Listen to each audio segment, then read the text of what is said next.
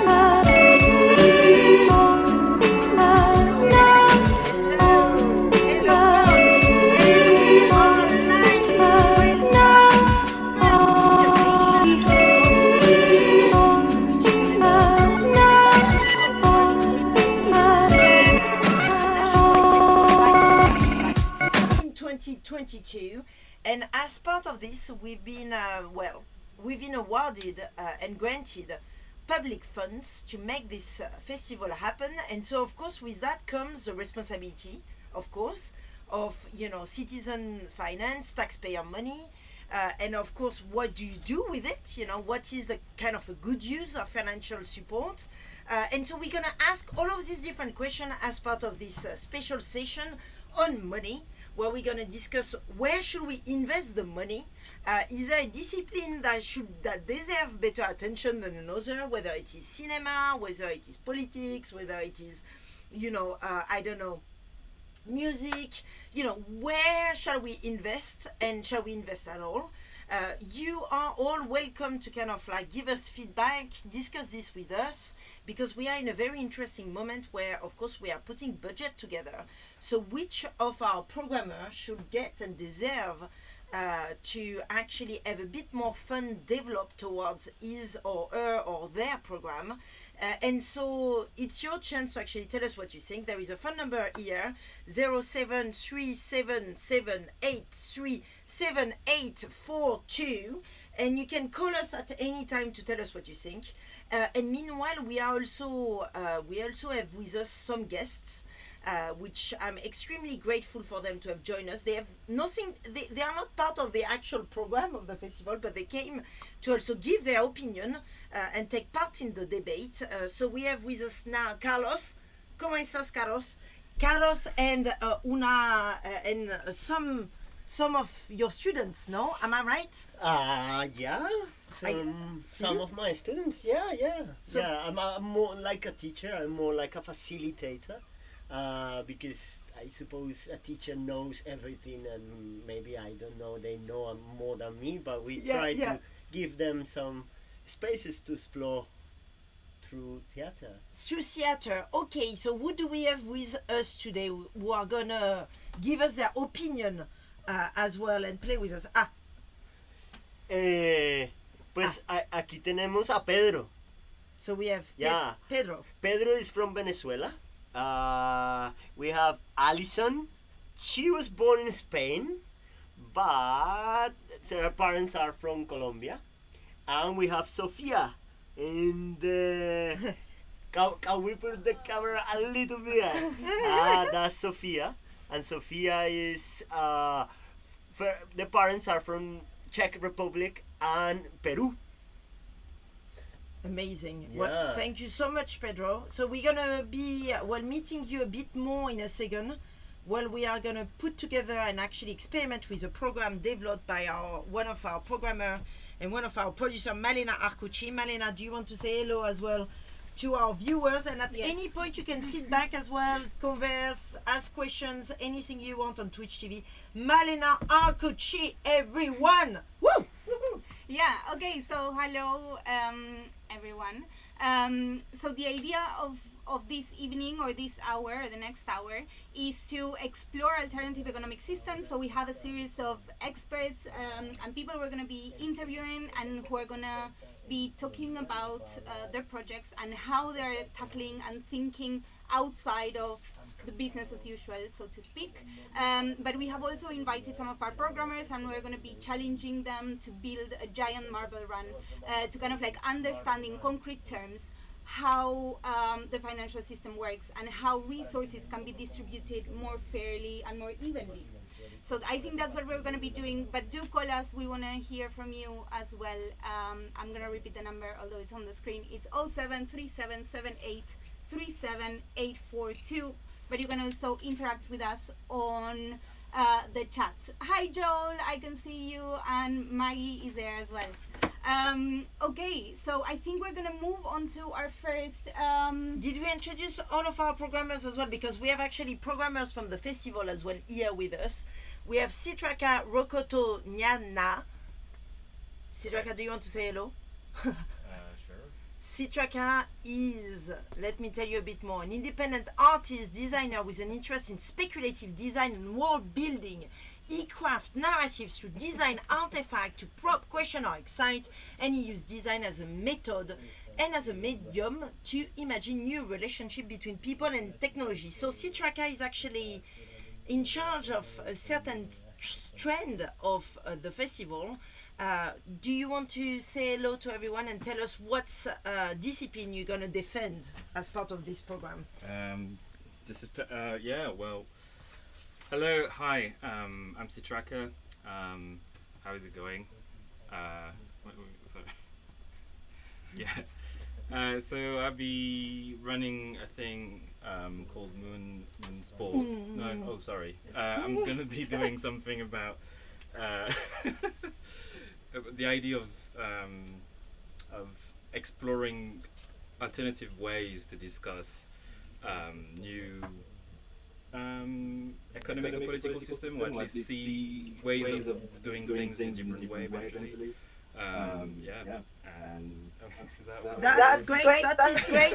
Well, here you go, live on Twitch TV. You now know everything about the festival, but we weren't supposed to like reveal it. Okay, go away. Now, and we have also Tom with us, who is going to be developing a project as part of another strand of the festival. He cannot say what this is about, come and say hello. He cannot talk too much about what he's going to be able to do, because the program will be revealed in October 2021. But he can say a few words about himself and what he's interested in. Tom Burke, who are you? Hi, I'm Tom Burke. I'm a musician and a music producer, and I love doing community-generated projects and using music as a way of dreaming about new futures.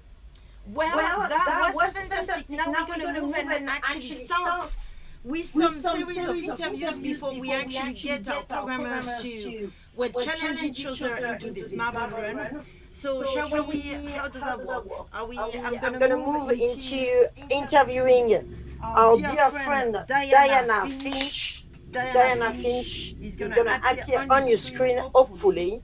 This is a miracle whether or not this is going to happen. Diana, this is our first time doing this. We are there. Actually, we are there. This is happening. Diana, well, first of all, Diana, welcome to the Nelly Ben Hayoun studios, which is actually on top of a nightclub in the village underground. It's also the HQ of the University of the Underground, which is a charity that we run, which is free, pluralistic, and transnational form of education. And actually, at the University of the Underground, but also as part of the festival we're putting together, we are questioning ourselves as to alternative financial model that could be built as a result of this festival. And so you seem to be the perfect person to actually engage in that discussion, because you are the managing director of the Bristol Pound. So let me tell our viewer a bit about the Bristol Pound, because they might never have heard about it. The Bristol Pound is actually a project that was set up by the group of campaigner and financial activists back in 2012. And you have a network of over 2,000 individual and independent businesses who use digital and paper currency to trade in Bristol. And Bristol, if you don't know, I mean, if you're looking at this Twitch TV somewhere, wherever, you probably wonder where the hell is Bristol. Bristol is in the UK, everyone, just in case, just putting it onto the map. And you have been interested in localizing supply chain and keeping money circulating only in the city. And so now, since July 2020, you've been looking at Bristol Pay. And so you're going to tell us a bit more about that. And I guess first question off for you is actually, what was the reasoning behind the integration and the development of the Bristol Pound, Diana Finch? And again, thank you so much for joining us. It's a real pleasure to be here. Thank you for your interest in this. So yeah, I mean, you've really said it about the Bristol Pound. You know, this was about how can we localize, and that's partly about cutting carbon emissions from transportation, but it's also about, as you say, keeping money trapped in the community. When we buy stuff from a big global supermarket, a little bit of the money stays with the staff who are stacking shelves and on the checkouts, probably minimum wage, you know, and the rest of the money just leaves the city instantly, you know, to shareholders and CEO, head office, and a globalized supply chain. And we thought, wow, if we could get that money flowing instead to independent local businesses, all of their profits are going to be reinvested in the city, creating more jobs for local people. So we did well with that, but yeah, last summer we decided that project had gone as far as it could, in that we weren't able to make it viable. With the problem is with that kind of project, when you're trying to have a digital infrastructure as well as the paper money, which was needed, otherwise the businesses couldn't pay each other, right? Because businesses don't wander around with loads of cash.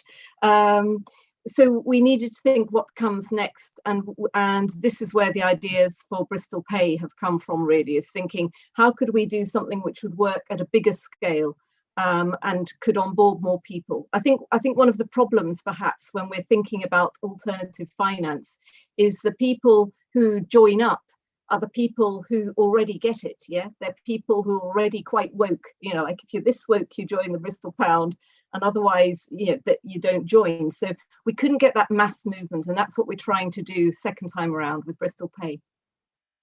So explain me a bit more how it works practically. So you basically developed your own money and you could share it, like, so say I'm coming into Bristol and I want to use, I mean, I know that now you're moving into a next phase of the project, but maybe it might be a good idea to just kind of explain how does it work in very simple terms. Okay, so how the original model worked is if you wanted to use Bristol pounds, you would buy Bristol pounds with sterling money, you know, just normal money. And those pretty Bristol pounds, you could only spend with businesses that were part of the network. And the only people that were allowed, or the only businesses that were allowed to join the network, were local independent businesses. So they would then have that money, they would account for it just the same as normal sterling money. And then, you know, they would pay their suppliers, hopefully, if they changed their suppliers and made sure they had local suppliers, they would pay those local suppliers in the money as well. And so the money would circulate. It would have what's called a high velocity. That was one of the main aims.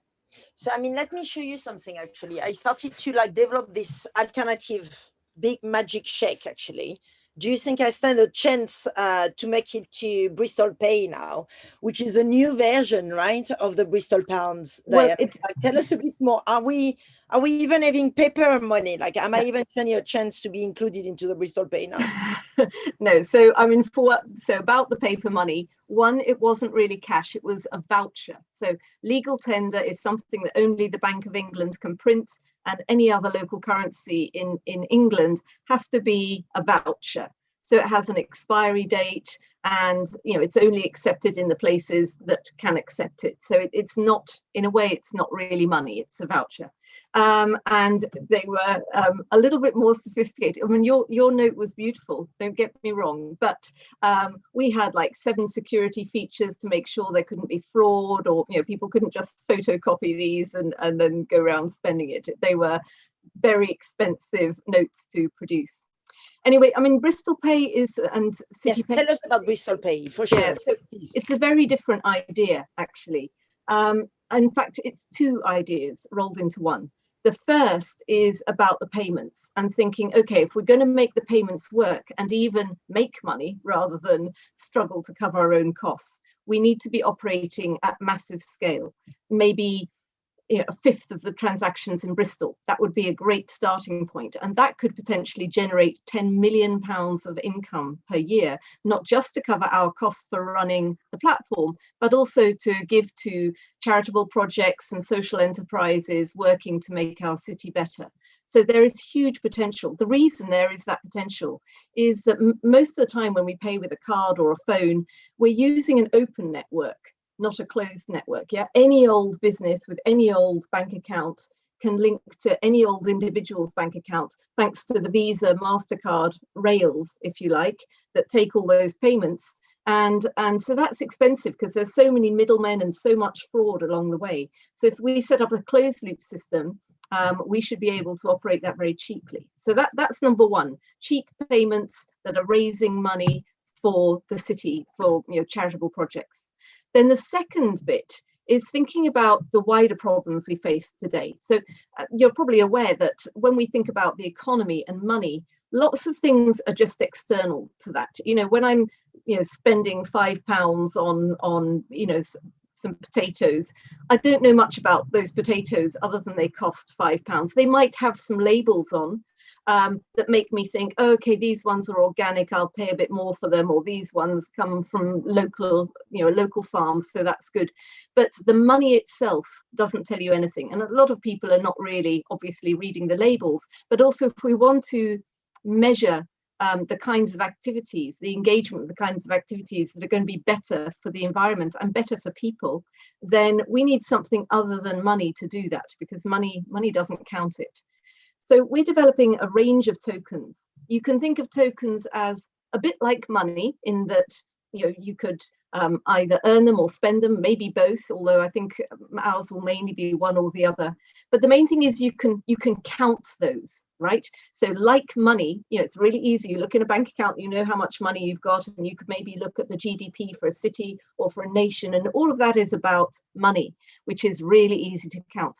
What we're trying to do is create something a bit like money that counts the things that money doesn't buy.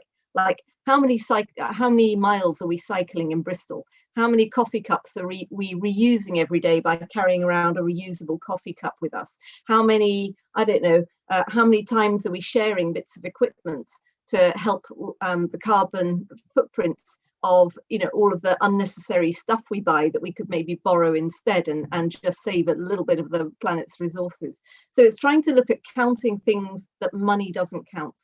And so that's the other part of the platform. So, Diana, thank you so much for sharing some thoughts with us. And I think it's very clear for all of us here that we need to get you involved in helping us develop as well a supportive system so that whatever we develop with the festival can actually maintain itself on a long-term basis with perhaps as a cooperative somehow, which actually is going to be the next person that is joining us is Isla Mac Gullock, who is actually the cooperative advisor for the Cooperative UK. So she's going to tell us a bit more about that. And meanwhile, Diana, I don't know what we're going to do actually. Like Malena Arcucci, our producer, is sending us into a marble run. I don't know if you ever played marble run before, Diana.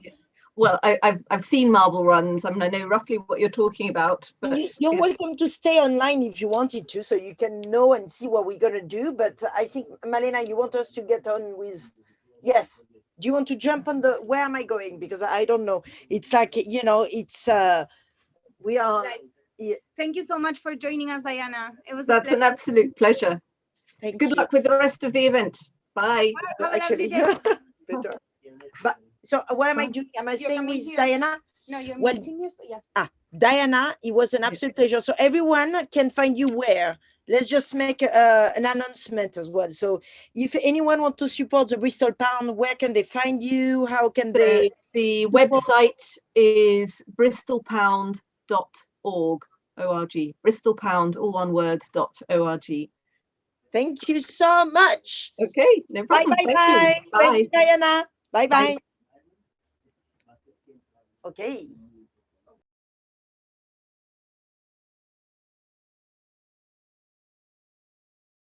Okay, now I'm talking. Bear with us as we navigate Twitch as well. So I have the first challenge for our guests and programmers. But first of all, Aditi has arrived. Aditi is also one of our programmers. And she's a researcher and PhD candidate. Am I saying this right? Aditi, come here. Her work explores the emergent cultures which arise from Black and Brown diasporic connectivities in city spaces. Come, Aditi, you're gonna say it better than I will. I mean, you're gonna see. It's like I feel like if we are in a toy, but it's really streaming. It's for real. Yeah, this is real life. Look, can you see yourself? No, I can't. Oh yes, I can see my hair. Yeah. You're there. So did you introduce Aditi? Yes. No? Okay. So just to finish, she's particularly interested in creativity as a decolonial praxis. She works with various grassroots organizations where she focuses on transforming the world through education. Have I said that right? Thank you so much for joining us. Of course. I love this little tail as well. So cute. It's a giant little tail. It is. So Aditi cannot tell you in detail what part of the program she's gonna be doing as part of the festival, but she's gonna, because the plan is actually we are deciding today where we allocate the funds for the festival. So this is quite serious, like depending on who is actually managing to defend their discipline, then an extra fund would be added to your budget line. Okay, I see. So my presence is going to increase the money. I mean, tell us what discipline. I'm done. My work is done. Aditi, tell our listener about the discipline you will be defending today. Okay, so I'm allowed to talk about. No, not too much of a great detail, but you can speak about the discipline that you're interested in. Okay, so I'm interested in creativity as a decolonial practice, and I think each and every one of us has creative juices running rapidly in every nook and cranny of our bodies, and art, music, culture in like its myriad different forms has the power to like really radically transform, interpersonal relationships, societal relationships, structures, global politics, everything. So that's what moves me, the power of creativity in rupturing all of the colonial fuckery, and I think all of us kind of congregate around those principles in many different ways, and what kind of motivates me is music, Music. So music is going to be your special. Yeah, music. I'm a lover of music. Okay, well, with that in mind, we're gonna. So the instructions for the first marble run, I'm gonna quickly change cameras and tell you guys. Okay, so if we get up and move, si nos podemos levantar de las sillas y mover así tenemos espacio. The first instruction, Nelly, is to build a marble run using this. But is that the microphone? Is that the microphone we're talking into? Yeah. Okay. I'll move it. Okay. So la primer serie de instrucciones, I'm gonna say it in Spanish first. La primer serie de instrucciones es construir un marble run utilizando la mayor cantidad de piezas posibles, en donde en estos contenedores haya la misma cantidad de canicas. ¿Se entiende? Todos tienen que trabajar juntos. And now in English for you guys. So the first challenge is to work together to build a marble run in which in these 6 containers by the end you have the same amount of marbles. So we need to distribute them equally in these containers. So you have 1, 2, 3, 4, 5, 6, 7, 8, 9, 10. Okay. Go for it. You have 4 minutes. Nos vamos. Todo lo que queramos. todo. Lo que tenemos que lograr es que al final So I don't know what en we cada have to uno do. de estos tenga el mismo número de You have to canicas. pick one, ¿Ok? Entonces digamos que comiencan acá. One ¿sí? of these. one Yeah. of these, and then But they all need to have the same amount of marbles by the end of the build. You can use the floor How many of these are we allowed to use? as much as possible. So technically, we could build 6 independent Well, that's for you to discuss it, I Raga, do what the your view. strategy is going to be. But I suppose I'm if gonna it's stay for connected this. with I'm gonna what I do this the camera. lady I was saying about the Bristol pound or something like that, it's kind of a collective thing. Oof. effort. That was a very good one. Okay. So, hola. I'll hold it.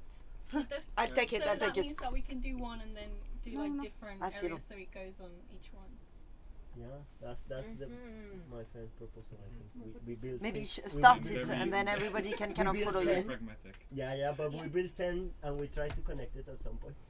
Let's. Okay, vamos. Vamos. Okay. Empezar? Have you ever played that game, Aditi? In which game? This one. Never. I mean, this is pretty serious. Our programmer should be rushing because this is the moment where, you know. Este es el final. Dale. Wait, so Yeah, So we have some written. how can it be like how we want? that's one. I think we can do whatever we want. It's just something that we need So to look. discuss. So we need to build. So you know what? You know what could work? If we put one of these as a source for everyone, and then we build the other part, each Sounds one. good. Yeah. So each one build one. One Whatever. of these. Yeah, whatever you want to do. Pero cómo? But without this or with No, without. I mean, tell me about it. So we all Yeah. building one of these. so that's gonna be like I mean, something that at the end, the marble, Can go inside. the marble is going down there. Ah, That's see. it. So you can build whatever you have. So many, so you can choose. Okay. I get it. Do we have time, or no? You have 2 minutes. 2 minutes? Oh wow! Oh, Chop, chop. So very, very small one. Huh? I feel stressed now. Yeah. Oh wow, that's going fast over here actually. What is this? This is cool. Can I? Wow. And how do you know which one is winning? In fact, it doesn't connect. No. So it's not a competition, no? it's not a competition. No, because we need to try The one gonna to. go through. Well, okay, that's good then. Oh, yeah, that's a relief. Can I have one of the? Have you ever played that game before, Aditi? I've never played this game. It's a very unique game. That was I fun. like it.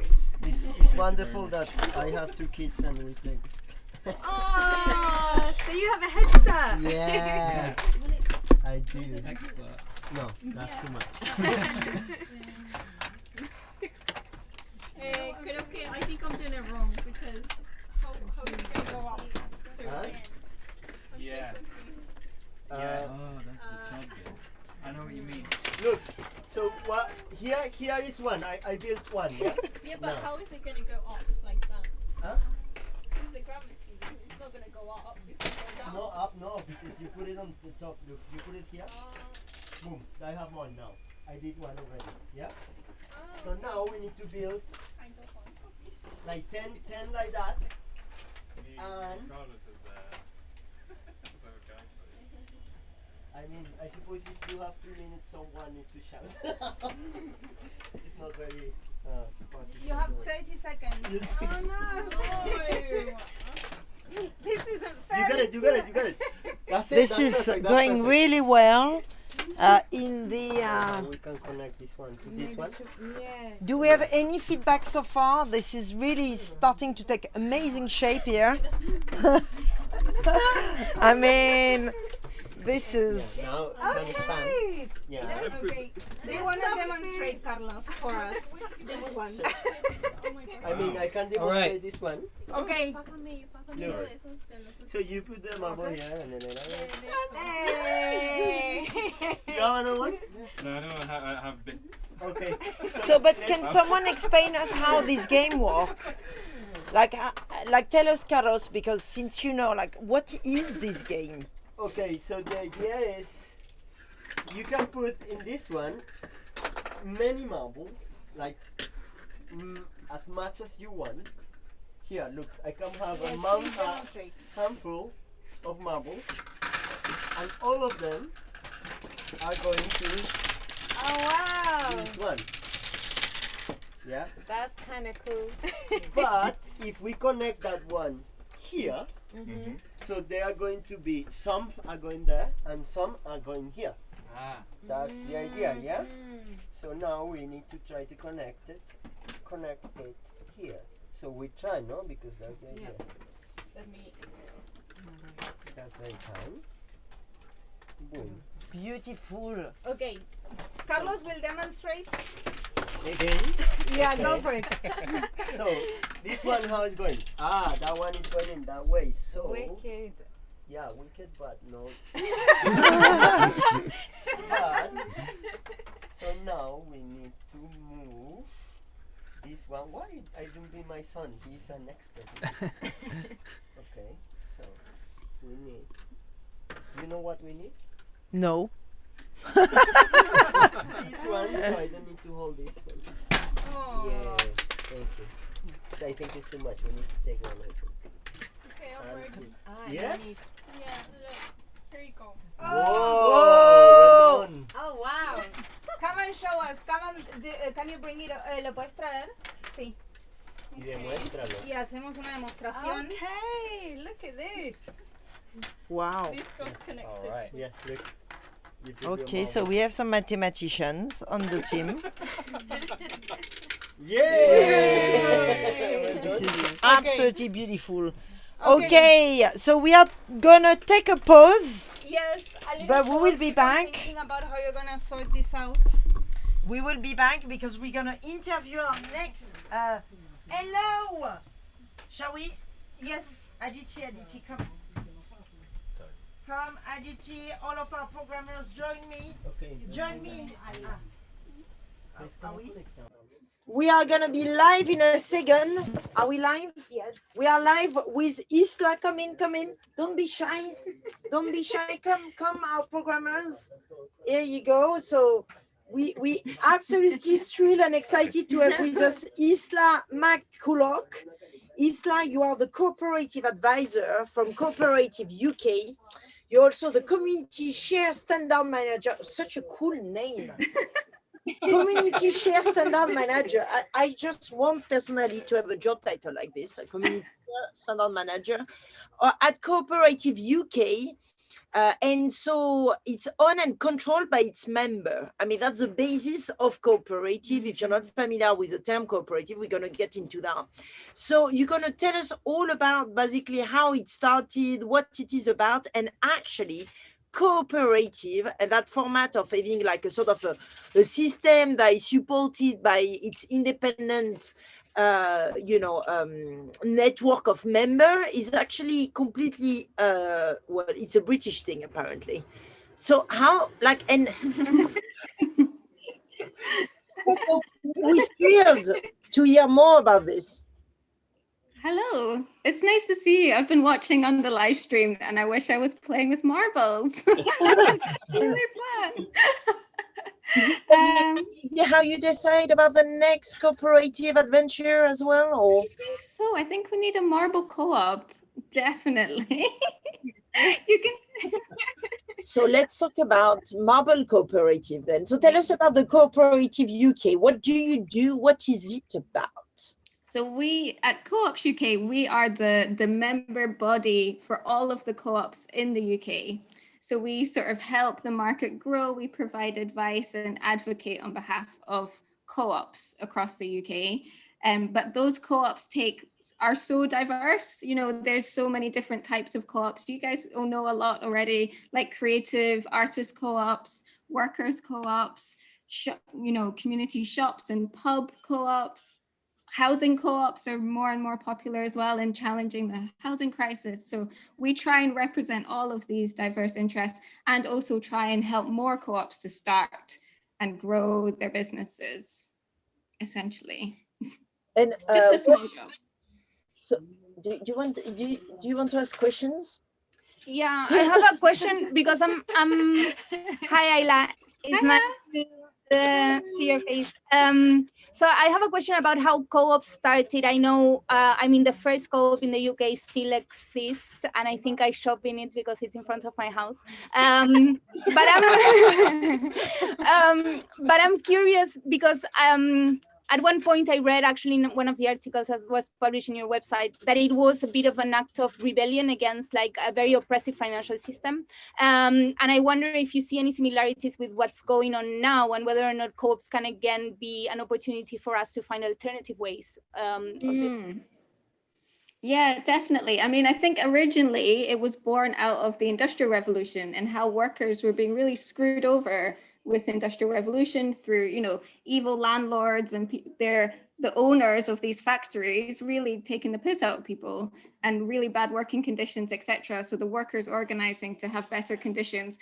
I know that there's stories about sort of Rochdale and the Fenwick Society and the co-ops as the original, but I don't think it's humanity that people will try and come together to overthrow if they're being oppressed. I don't think the UK or Britain can claim to have invented cooperation. That's a bit crazy in itself. But are you from Argentina, Male? Yeah. I read something strangely about how in Argentina, after the financial crisis, there was a huge growth in co-ops in Argentina as well, because a lot of businesses were failing because capitalist business models with external shareholders who don't care about their workers or don't care about their employees are very quick to just let go of their business if it's not working and they can't make lots of money. Whereas cooperative businesses kind of stepped in after the crisis to save people's jobs, gave people better livelihoods and find different ways of operating that were not all about how much money can we make out of this quickly, but how can we ensure we have long-term secure jobs or, just in general, doing things we love together in a more sustainable way. So I definitely see the crisis as a great opportunity. We are busier than ever with inquiries of people trying to set up co-ops, whether that's like delivery drivers who are being screwed over by Uber Eats and all of those things coming together to set up their own cooperative delivery services. There's all sorts of things happening just now. That's, in some ways, it's quite exciting, but it's a shame that it takes a global crisis for people to actually take action, And can you tell us, because so we are here, we are all programmers. We've been, we want to bid to actually make a festival for 2022, and the festival is supported by UK taxpayer money, basically.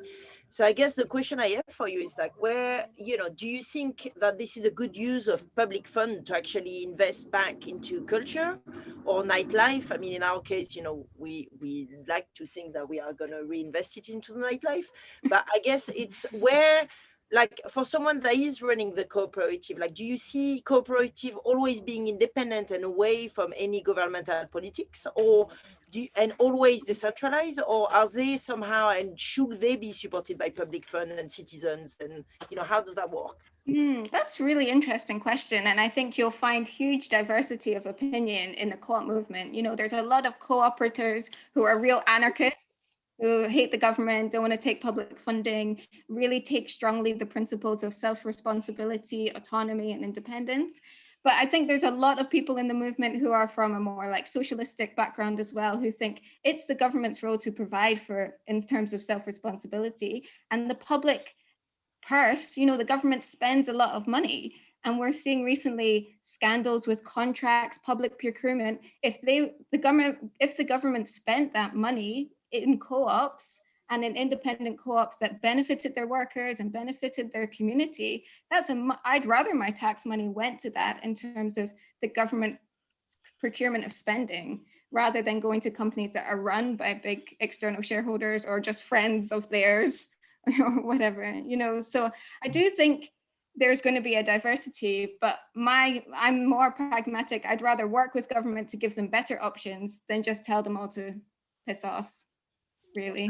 So how can our listeners support the Cooperative UK? What can they do to, support you? Like, how can they find you as well? I know that you like cycling, surfing, and cooking. This is part of your.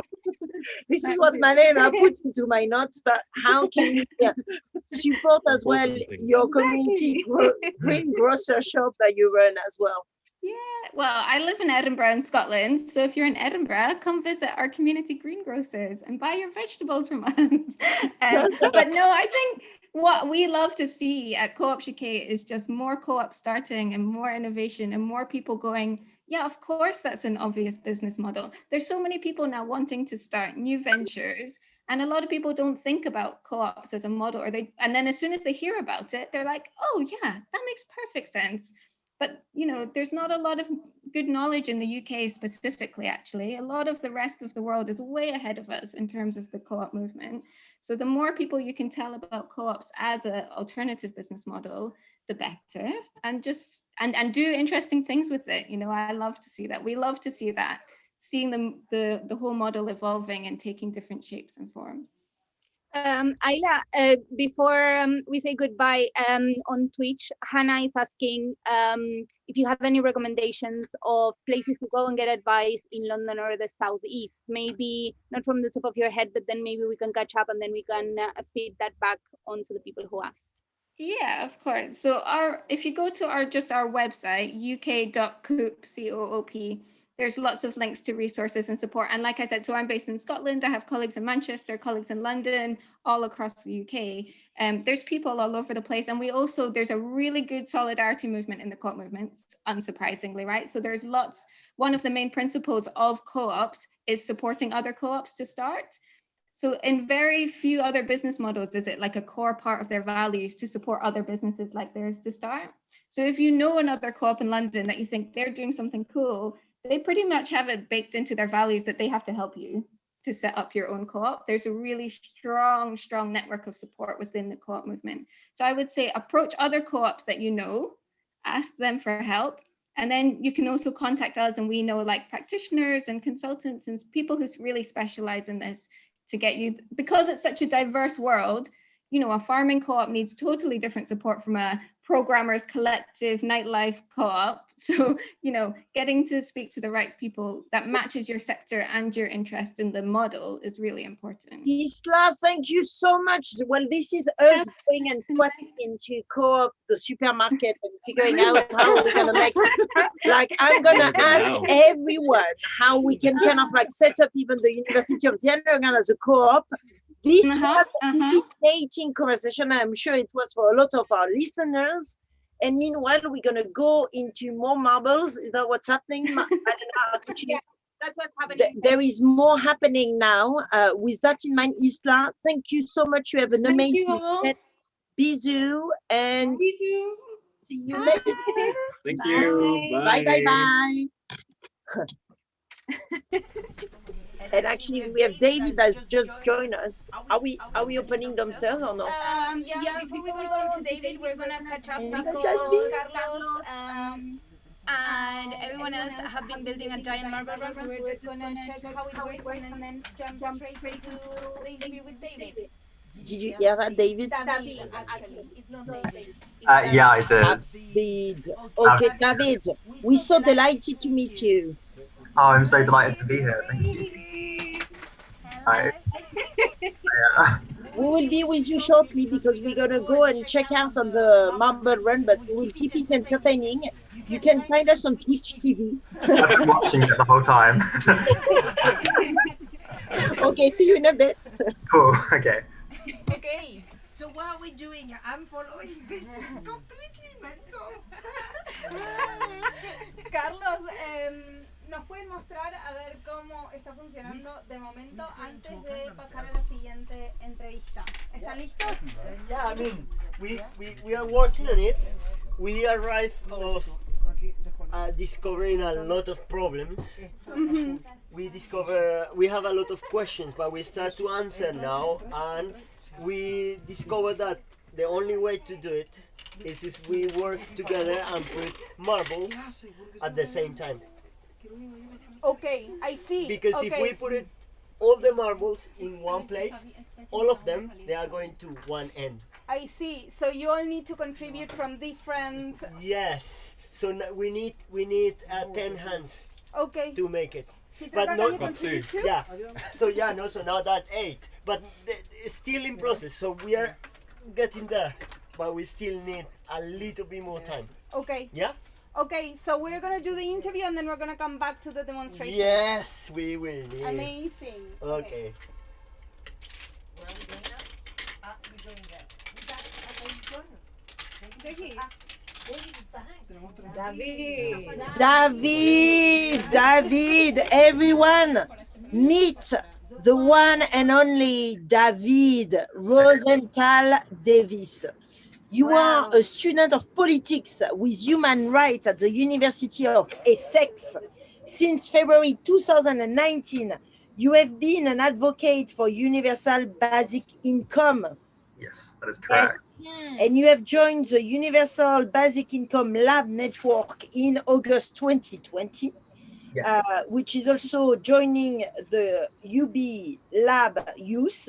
And you're also the co-founding of UB Lab LGBTQ plus that same month. I mean, you've been extremely busy, David, and we are so honored to have you join us to actually tell us a bit more about all of the incredible activity you've been doing. And you're also very much interested in human rights and more specifically LGBTQ plus rights worldwide. And that's why you believe that it is essential to build universal basic income.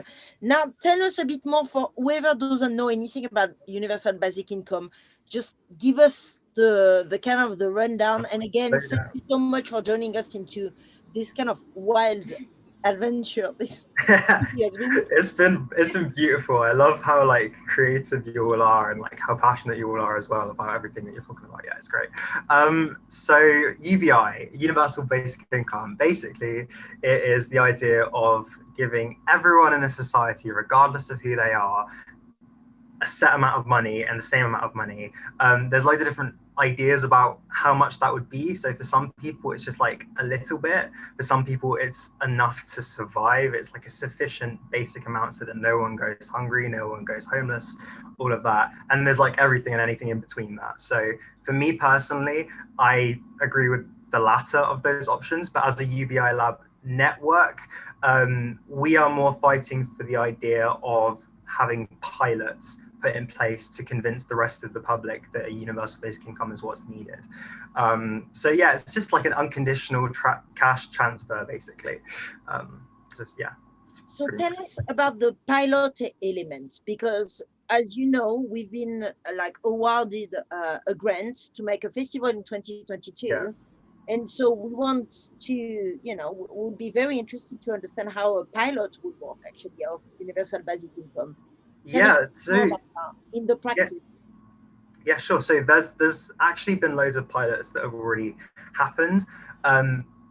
They've all been very different. And so there's one it's not a pilot, but Alaska has something called the Alaska dividend, for example, where because of their their mass oil produce, there's a lot of money that's kind of left over at the end, and they divide it up between all the citizens of Alaska. And so once a year, every citizen of Alaska gets an equal portion of however much is left over.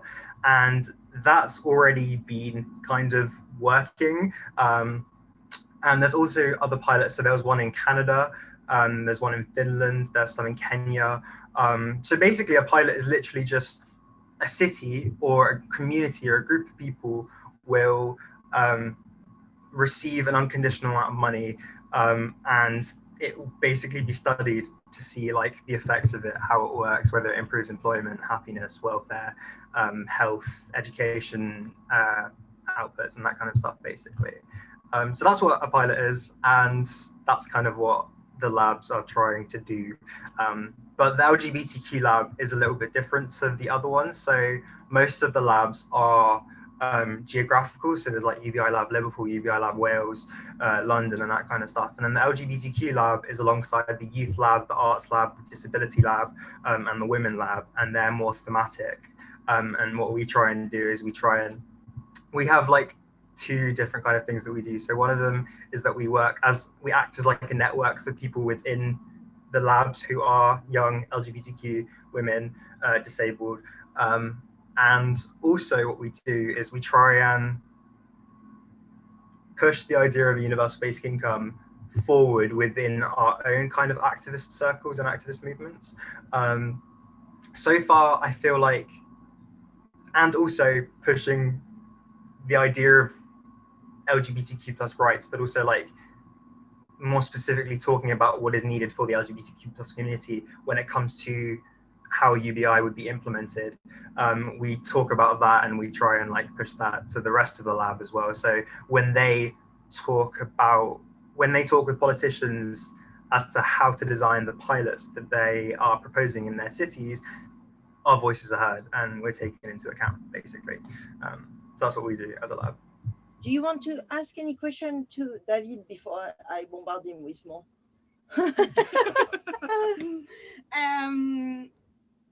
I'm quite curious, David, what kind of compelled you to go into this kind of work? Yeah, so initially, it was because of the American presidential candidate, Andrew Yang. I really liked how I noticed that people from like the far left to the far right and everything in between were supporting him. And I was really curious as to like why that was the case and like how you can get supporters that like span such a wide kind of political spectrum. And so I started looking into it. And then I heard about UBI, and then I read a book called Utopia for Realists by this Dutch historian called Rutger Bregman, and it basically talks about how we can realistically achieve like a utopic vision of society. And so he talks about a 4-day working week, universal basic income, and that kind of stuff. And then the more involved I've gotten, the more I've noticed like how much it could help my community and the people that I'm friends with.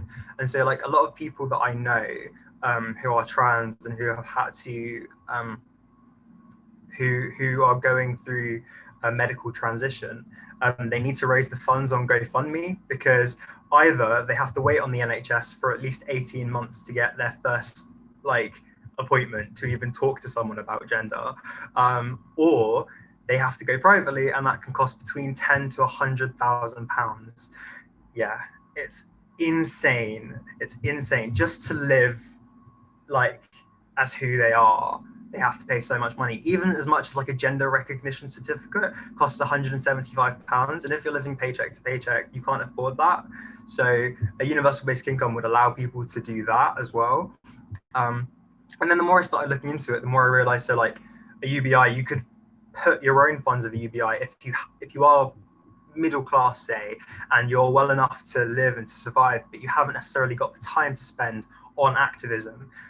You could take some like work less days, work part-time, and have that supplemental income so you can get involved with activism. If you are a creative, if you're an artist, you know, like you were saying, Adita, about like how important like creativity and the arts is for like disrupting like colonial practices, like putting money into people's hands and allowing them to decide what they can do with it. A lot of people who haven't been able to afford to, or haven't had the time to get involved creatively, would have the time and the space to do that. People who want to go out to the theatre and want to access like entertainment and go to a festival, for example, all of this kind of stuff that they couldn't do before, they now would be able to do with the universal basic income. And yeah, when I saw like how it could improve stuff for the queer community as well. David, we have a question from you for you from Majid, mayor of of Sheffield.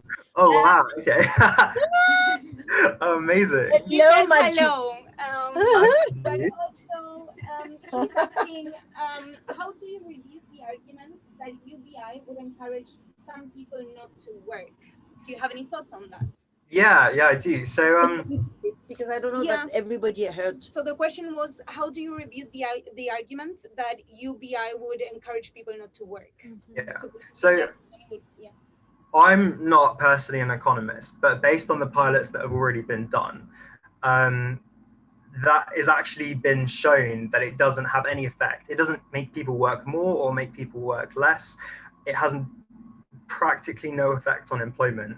What it does have an effect on is it improves welfare, it improves happiness, it improves healthcare. So for example, the Minkum experiment, which was done in Canada in the 70s, it showed that I think hospital admissions went down 8.5%, just because people were getting money. And then a conservative government came in and got rid of the program, and also got rid of the evidence of the program. But there's loads of stuff around about it. So like, for example, in Utopia for Realists, he talks about it, and you can now find the information on it, but at the time, like, they got rid of it. And yeah, I think people, it's not a bad thing if people work less. I don't think it's a bad thing. It will free up more time for creativity. And I think that we have to separate the idea that work is just working for the capitalist system, making money. Like, work is also like raising children. Work is also being an artist and producing something creatively. Like, there's so much that work can be, making music, that people won't necessarily work less. They'll just work more on the things that they want to work on and they want to do, which I think is just so important. Yeah. Amazing.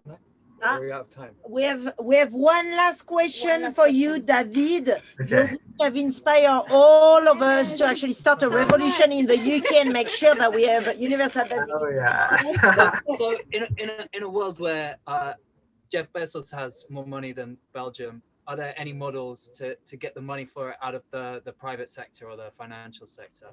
Yeah, so Andrew Yang's model was based on a value-added tax, because they don't have a VAT in America, whereas we do. And so that would basically put the onus on the higher ups, essentially. And also, wait, what was I going to say? Sorry, could you repeat the question? I've lost my train of thought. Models for the money to come business as opposed to the state. So in terms of like an actual model, like, I am not entirely sure of like the different specific models which people are recommending. I would recommend reading Guy Standing. He's a professor at SOAS, and he is like one of the foremost figures in the UK writing on universal basic income. And he's written quite a few books on it. And yeah, he would probably have more information on like the best model to fund it, and how to get it out of like the hands of the rich, essentially. But I know I've heard a lot of the time that one of the objections is that also rich people will get it. But when you think about how disproportionately people who are not rich will be getting it, like sort of positively disproportionately that they'll be getting it, and how much more it will affect them, it kind of won't matter that like a rich person will be getting £1,000 extra, because it will mean nothing to them. But for a poorer person to get £1,000, it would mean so much. And it also doesn't negate like other benefits and stuff. That can also be worked out separately. There are proposals which get rid of them. There are proposals which have them. Again, we just want the idea to be put out there of the universal basic income, and then the discussions can be had about how we fund it after that. But I think that people need to know about it. David Rosenthal Davis, everyone from UB Lab Network, UB Lab Youth, UB Lab LGBTQ+. I mean, David is a center nerve of the world, and he's with us today on Twitch TV, and we are so grateful for you to be in this world and to tell us all about universal basic income. So look, David, what can people do to support your work, what you're doing, and and also find you? Like, I guess they can go and find you at the University of Essex. Well, I've graduated from the University of Essex now. I'm not there anymore. But no, I'm gonna be doing a master's in Scotland. So if people want, Scotland is a place to go, everyone. Yeah, I'm really excited. But no, so if people want to get involved, so the UBI Lab network has a Twitter account and has a website, and if you just search UBI Lab network, you'll find it. And then the LGBTQ Lab also has an account, which is UBI Lab LGBTQ on Twitter, and you can find us there. And if you want to like DM me, you can DM me on that. And get involved. But like also there's so many other ways to get involved with like advocacy for UBI. Like I always think that if you want to know how to get involved in something, you already know what you're good at. If you're good at art, if you're good at music, if you're good at like, if you're a lawyer, like there's so many different things, like whatever you are, you have a talent and you can use that for advocacy. And so I would recommend using that to advocate for UBI. Yeah. Thank you, David, so much, and big hug to Majid as well, who is watching us. Majid, who is also a programmer. Yes, Majid, I wonder why you're not here putting marbles together with all of us inside this train carriage. But we're so grateful for you and for your question as well. So with that in mind, David, we're gonna, I don't know, how do we, because we have like a big marble situation going on there. Yeah. So we're gonna do, they have been working quite hard on figuring out a system to distribute all of these marbles equally. So we think they Malena, could she know how to make the youth work? Clearly. Putting them, like literally, they have been like walking for 1 hour, putting marble together. Like I broke this thing. I can tell you, David, nobody wants to play with that thing. Malena, you're having so much fun there. I really wish I was there. It's amazing. Well, we're gonna have pizza later as well if you want to join us. Yeah. But yeah, should we have a look at what has been happening? David, thank you so much. Again, I'm so glad I found you. Thank you for finding me. Thank you for getting in contact with me. I'm sorry I didn't like see your message earlier. That's okay. Bye. Bye. Thank you very much. Bye.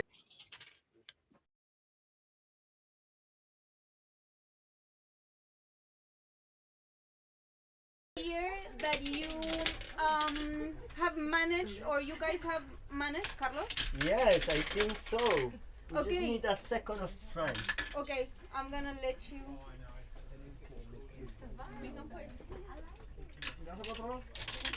Yeah. Okay. Este es un plano. Tú estás con uno directo, con uno directo. Okay. Entonces, Carlos, como puedes hablar mientras lo haces, estás muy concentrado. Contame qué descubrieron y qué encontraron. What about you can talk also, guys, yeah? Sí, What we said. You remember we just said that. Pedro. How we start? ¿Puedes hablar en español, Pedro? Dale. Sí, por favor. Lo que dijimos, arrancamos.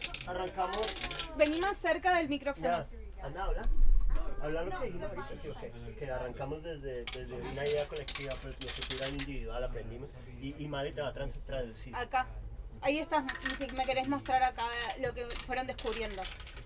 Bueno, principalmente cuando comenzamos, jamás, por lo menos en mi caso, había hecho algo similar, pero somos un grupo y teníamos que hacerlo en grupo y aplicamos primero la individualidad para poder reconocer qué hacía cada elemento.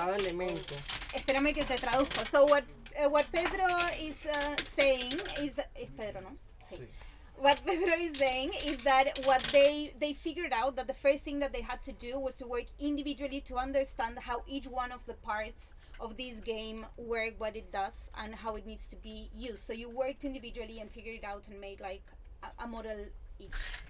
Luego que reconocimos todo que hacía cada elemento y la influencia en las conexiones, aplicamos el trabajo en equipo, ya que cada quien ya podía tener en claro qué hacía cada elemento. So after that, basically what they did is kind of like started joining all of those units together to figure out if they could actually work together as well. Y para finalizar, trabajamos en grupo con lo aprendido y tomando en cuenta cada influencia desde el tamaño de la canica en toda la estructura. Okay, so they figured out, finally, how to continue to expand the model, but they had to keep in mind from the shapes and like functions of each one of these things, to the size of the marbles and how they were all working together. So, eso como está muy bien. ¿Y están listas para mostrar? Ya casi, porque es que no podíamos probarlo, pero entonces hay una cosa muy clara y es que necesitamos trabajar para poder que funcione. Necesitamos, como decíamos antes, 10 manos. Okay, so basically what they figured out is for this model to work, they're gonna need like 10 pairs of hands, no, 5 pairs of hands. 5 pairs, so 5 people, yeah. And we have 4, so we need Okay, someone. okay, everyone. Okay, this is happening. Are we gonna know who is winning? Because I need to finish the budget for the festival. Yes. Yeah, no, we won. Yeah, I won. They definitely won. But Yeah, which discipline? Tell Citraca Carlos no, what to do. Yeah, so you know, you take 2. You need 5 Tú people, puedes coger no? 2, yeah. Tú Sí, puedes pero- coger 2. 1, 2, 3, 4, 5. 10. 2, listo, tú tienes 2. Necesito otra. Okay. Okay. Si es posible. Where should I put my... So, come on. You have these 2. Por los So, detalles look. que tiene cada estructura. Pero ya para eso se necesita más de detalle. Okay. Mucho that's más one. detalle. Sí. Okay. Yeah. You're good. This is the other one. Boom. Las conexiones están. Yeah. Ahora hay que jugar con And unas where should I put influencias. it? Que In si the, otro those, yeah. más alto, Yeah. And you? mecánica más delgado.